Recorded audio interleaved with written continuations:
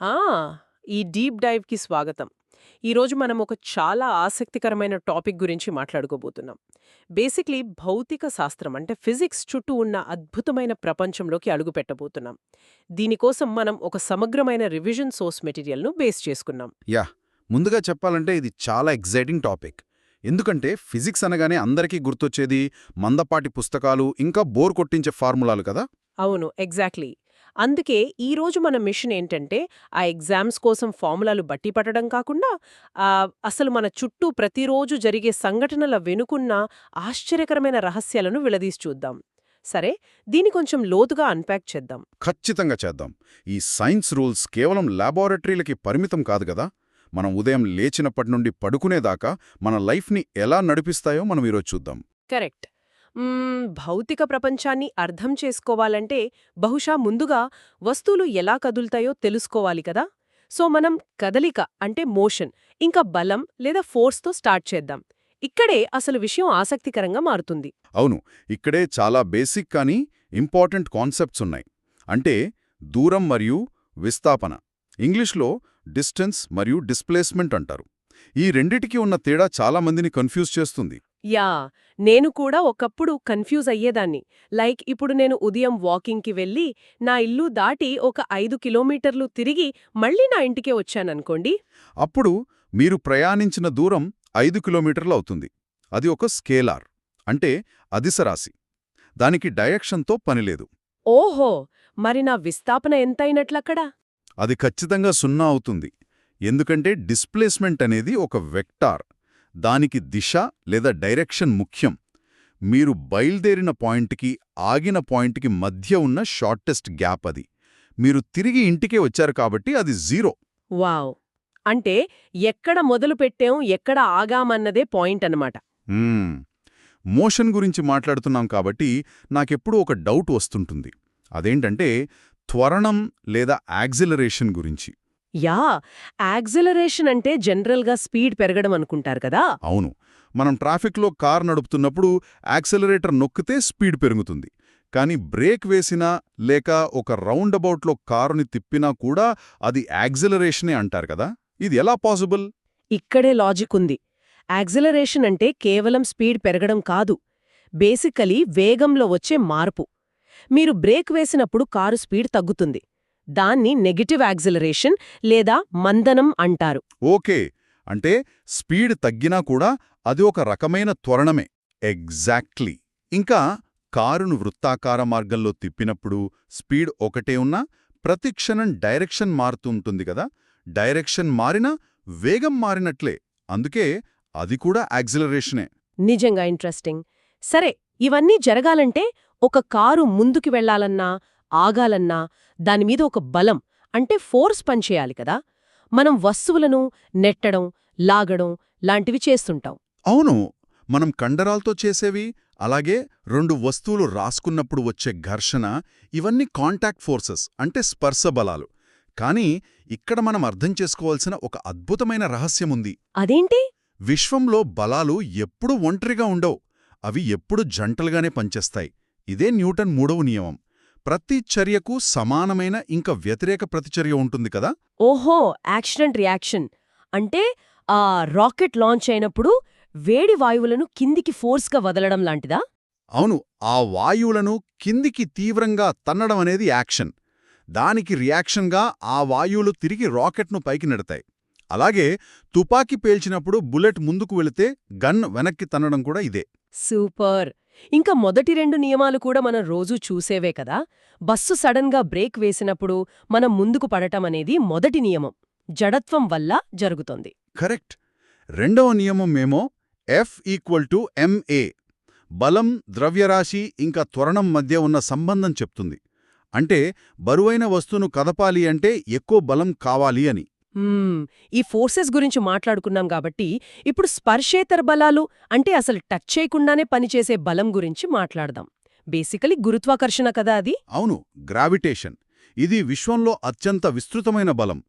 ఏ రెండు వస్తువులకైనా మాస్ అంటే ద్రవ్యరాశి ఉంటే వాటి మధ్య ఈ ఆకర్షణ ఉంటుంది. ద్రవ్యరాశి పెరిగితే ఆకర్షణ పెరుగుతుంది, దూరం పెరిగితే తగ్గిపోతుంది. యా, ఇక్కడే నాకు ఎవర్ గ్రీన్ డౌట్ ఉంది.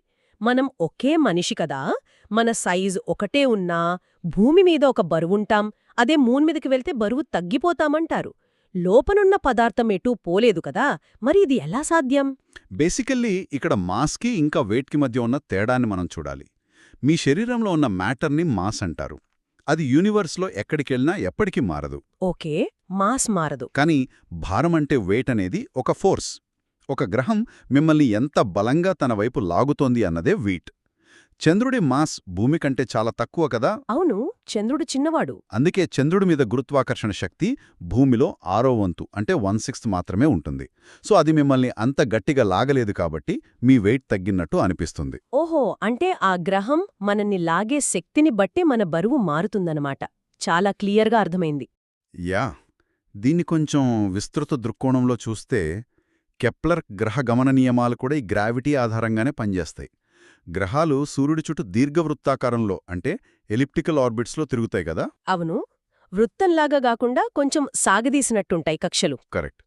సూర్యుడికి దగ్గరగా వచ్చినప్పుడు గ్రహాలు వేగంగా కదులుతాయి. ఇది ఆయన వైశాల్యాల నియమం చెబుతుంది. ఈ నియమాలు కేవలం గ్రహాలకే కాదు, మనం పంపే కృత్రిమ ఉపగ్రహాలకు కూడా వర్తిస్తాయి. ఓ, అంటే శాటిలైట్స్ కక్షలో ఎలా తిరగాలి అని డిసైడ్ చేసేది ఈ రూల్సేనా? ఎగ్జాక్ట్లీ. జీపీఎస్ కావచ్చు, ఇంటర్నెట్ కావచ్చు, అవన్నీ భూమి చుట్టూ పడిపోకుండా తిరగడానికి ఈ కెప్లర్ నియమాలే కారణం. ఆ, గ్రావిటీ అనేది వస్తువులపై ఒక బలాన్ని ప్రయోగించి పనిచేస్తుంది కదా. సో ఇప్పుడు పని అంటే వర్క్ ఇంకా శక్తి గురించి మాట్లాడుకుందాం. దీనంతటి అర్థమేమిటో ఒకసారి చూద్దాం. తప్పకుండా. యూనివర్స్ కరెన్సీ అంటేనే ఎనర్జీ కదా. అవును. ఇక్కడ నన్ను ఆశ్చర్యపరిచే విషయమేంటంటే, నేనొక పెద్ద కాంక్రీట్ గోడను బలంగా నెట్టి రోజంతా కష్టపడి చెమటలు కక్కినా సైన్స్ ప్రకారం నేను చేసిన పని 0 అవుతుంది అంటారు. ఇది వినడానికి చాలా వింతగా ఉంది. యా, అది ఎవరికైనా ఫ్రస్ట్రేటింగ్గానే అనిపిస్తుంది. కానీ సైన్స్లో వర్క్ అంటే వేరు. పని జరగాలంటే బలం ఉండాలి, అలాగే విస్థాపన కూడా ఉండాలి. మీరు గోడ నెట్టారు అంటే ఫోర్స్ వాడారు, కానీ గోడ కదల్లేదు కదా. లేదు, కదల్లేదు. డిస్ప్లేస్మెంట్ లేదు. అందుకే భౌతిక శాస్త్రం దృష్టిలో రిజల్ట్ 0. ఇదొక అదిశ రాశి. సరే, పని జరగలేదు కాని మీ ఎనర్జీ ఏమైంది? అది ఎక్కడికైనా పోయిందా అంటే లేదు. అవును, శక్తి నిత్యత్వ నియమం కదా. శక్తిని సృష్టించలేము, అలాగే నాశనం చెయ్యలేము. అది కేవలం ఒక రూపం నుంచి మరొక రూపానికి మారుతుంది అని చదువుకున్నాం. అవును, law of conservation of energy. ఉదాహరణకి పాతకాలం టంగ్స్టన్ బల్బును తీసుకుందాం. కరెంట్ ఇస్తే అది వెలుగునిస్తుంది, కాని విపరీతంగా వేడెక్కుతుంది కదా. యా, వేడెక్కుతుంది. అంటే అక్కడ మనం ఇచ్చిన కరెంటు వృధా అయిపోతున్నట్లా. మనకలా అనిపిస్తుంది, కాని విశ్వం దృష్టిలో ఎనర్జీ వేస్ట్ అవ్వలేదు. విద్యుచ్ఛక్తి అనేది కాంతి మరియు ఉష్ణ శక్తులుగా, అంటే లైట్ అండ్ హీట్ ఎనర్జీగా విడిపోయి రూపాంతరం చెందిందంతే. డైనమోలో మెకానికల్ ఎనర్జీ ఎలక్ట్రికల్గా మారినట్టు. వావ్, ఎనర్జీ అనేది ఎంత ఖచ్చితంగా బ్యాలెన్స్ అవుతుందో. ఎలక్ట్రిసిటీ గురించి మాట్లాడుతున్నాం కాబట్టి కరెంట్ అనగానే వోల్ట్స్, యాంపియర్స్ అంటుంటారు కదా. అవును, ఇవి చాలా ముఖ్యం. ఆవేశం అంటే ఛార్జ్ని కూలుమ్స్లో కొలుస్తారు. కరెంట్ ప్రవాహాన్ని యాంపియర్స్లో కొలుస్తారు కదా. దానికి అమ్మీటర్ని శ్రేణిలో అంటే సిరీస్లో కలుపుతారు. పొటెన్షియల్ డిఫరెన్స్ని కొలిచే వోల్ట్ మీటర్ని సమానాంతరంగా అంటే ప్యారలెల్గా కలుపుతారు. Yeah, correct. ఇక్కడ ఓమ్స్ లా కూడా గుర్తు చేసుకోవాలి. V=IR అంటే వోల్టేజ్, కరెంట్ ఇంకా రెసిస్టెన్స్ మధ్య సంబంధం. రెసిస్టెన్స్ అంటే కరెంట్ ఫ్లోని అడ్డుకునే గుణం. రాగిలాంటివి వాహకాలు, ప్లాస్టిక్ లాంటివి బంధకాలు కదా. అండ్ మోడర్న్ ఎలక్ట్రానిక్స్కు ఆధారమైన అర్ధవాహకాలు కూడా ఉన్నాయి కదా, సెమీకండక్టర్స్. ఎగ్జాక్ట్లీ. సిలికాన్ లాంటివి కరెంటును మనకు కావలసినంతే వదులుతాయి. అందుకే ఇవి లేకుండా ఈరోజు ఫోన్లు గానీ కంప్యూటర్లు గానీ లేవు. ఇంకో ఇంపార్టెంట్ పాయింట్ ఏంటంటే, మన ఇళ్లల్లో వాడే కనెక్షన్లన్నీ ప్యారలల్ కనెక్షన్లే. ప్యారలెల్ ఎందుకు వాడతారు? ఎందుకంటే ఒక గదిలో లైట్ ఆపేసినా వేరొక గదిలో ఫ్యాన్ ఆగకుండా ఉండాలంటే ప్యారలల్ కనెక్షన్ ఖచ్చితంగా ఉండాలి. అదే సిరీస్ అయితే ఒకటి పోతే అన్నీ ఆగిపోతాయి. ఓహో, మన దీపావళి లైట్స్ లాగా అన్నమాట. ఒకటి పోతే లైన్ అంతా పోతుంది. అవును, ఎగ్జాక్ట్లీ. ఇప్పటిదాకా మనం ఎనర్జీ గురించి చూశాం. ఈ ఎనర్జీ ప్రయాణించే మరో అద్భుతమైన మార్గం తరంగాలు కదా. ఈ వేవ్స్ వల్లే మనం ప్రపంచాన్ని చూడగలుగుతున్నాం, వినగలుగుతున్నాం. ఖచ్చితంగా. ముందుగా ధ్వని లేదా సౌండ్ వేవ్స్ గురించి చూస్తే ఇవి యాంత్రిక తరంగాలు అంటే మెకానికల్ వేవ్స్. ఇవి ప్రయాణించడానికి ఖచ్చితంగా గాలి లేదా నీరు లాంటి యానకం కావాలి. అవును. అందుకే శూన్యంలో ఎవరూ మన మాట వినలేరు అంటారు. అండ్ మన మనుషుల చెవులు కేవలం 20 నుండి 20,000 హెర్ట్జ్ మధ్య ఉన్న సౌండ్స్ మాత్రమే వినగలవు కదా. అవును, ఆ రేంజ్ దాటితే అల్ట్రాసోనిక్ శబ్దాలు అంటారు. గబ్బిలాలు రాత్రిపూట ఎగరడానికి ఎకోలొకేషన్ అనే టెక్నిక్ని వాడి ఈ అల్ట్రాసౌండ్స్నే రిలీజ్ చేస్తాయి. యా, నిజంగా. ఆ ఎకో అంటే ప్రతిధ్వని ద్వారా ముందేముందో అవి కనిపెట్టేస్తాయి. నాకిక్కడ ఆశ్చర్యం కలిగించే విషయం ఏంటంటే, మనం వినలేని ఈ సౌండ్స్తోనే మెడికల్ ఫీల్డ్లో మన శరీర భాగాలను స్కాన్ చేస్తున్నాం కదా, అల్ట్రాసౌండ్ స్కానింగ్ అని. కరెక్ట్. ఎలాంటి సర్జరీ లేకుండానే లోపల అవయవాలను గాని బిడ్డ ఎదుగుదలను గాని చూసే అద్భుతమైన టెక్నాలజీ ఇది. అలాగే సముద్రం లోపల నావిగేషన్కి వాడే సోనార్లో కూడా ఇదే వాడతారు. ఒక చిన్న రిమైండర్ ఇక్కడ. ఈ మెడికల్ స్కానింగ్తో కడుపులో ఉన్న బిడ్డ ఆడో మగో తెలుసుకోవడం మన దేశంలో పీసీపీఎన్డీటీ చట్టం ప్రకారం చాలా పెద్ద నేరం కదా. టెక్నాలజీ అనేది కేవలం ప్రాణాలు నిలపడానికే వాడాలి. 100% కరెక్టే. ఇది చాలా ఇంపార్టెంట్ పాయింట్. సరే, సౌండ్ గురించి విన్నాం. ఇప్పుడు కాంతి లేదా లైట్ విషయానికి వద్దాం. కాంతి అనేది యాంత్రికేతర తరంగం కదా. దానికి ఎలాంటి మీడియం అవసరం లేదు. అవును, అందుకే సూర్యుడి దగ్గర నుండి వెలుతురు స్పేస్ని దాటుకుని మన దగ్గరకొస్తోంది. ఇందులో పరావర్తనం అంటే రిఫ్లెక్షన్ అనేది చాలా కామన్. సమతల దర్పణాలలో పార్శ్వ విలోమం వల్ల కుడి ఎడమగా కనిపిస్తోంది. అందుకే అంబులెన్స్ మీద అక్షరాలు రివర్స్లో రాస్తారు. ఓ, అందుకనా అంబులెన్స్ స్పెల్లింగ్ ఉల్టా ఉంటుంది, మిర్రర్లో చూస్తే కరెక్ట్గా కనిపిస్తుందని. అండ్ కటకాలు అంటే లెన్సెస్ వక్రీభవనం లేదా రీఫ్రాక్షన్ ద్వారా పనిచేస్తాయి కదా. అవును, కాంతి ఒక మీడియం నుండి ఇంకో మీడియంలోకి వెళ్ళినప్పుడు వంగి ప్రయాణిస్తోంది కదా, దాన్నే వక్రీభవనం అంటారు. మన కన్ను కూడా ఒక కటకమే.